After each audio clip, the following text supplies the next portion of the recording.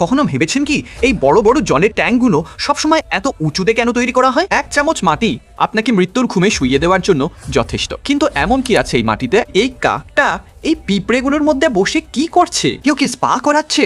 সম্ভবত। এই জন্তুটিকে দিনে 2 বার ব্রাশ করানো হয়, কিন্তু কেন? খবরের কাগজ তো 20 টাকায় তৈরি হয়, তাহলে কোম্পানিগুলো আমাদের 5 টাকায় কেন বিক্রি করে? যদি এই ব্যক্তি পাকিস্তানে না যেতেন তাহলে হয়তো আজ ভারতে থার, স্করপিও এবং বোলেরোর মতো গাড়ি থাকতো না। এমন একটি বীজ যা নিজে থেকেই মাটির নিচে ঢুকে যায় এবং জঙ্গলকে সবুজ করে তোলে। সমুদ্রগামী জাহাজের দড়িতে লাগানো এই ছোট্ট জিনিসটা কিভাবে কোটি কোটি টাকা বাঁচায়? সব জায়গায় আপনি একটি ত্রিভুজাকার আকৃতি দেখতে পাবেনই, কিন্তু কেন?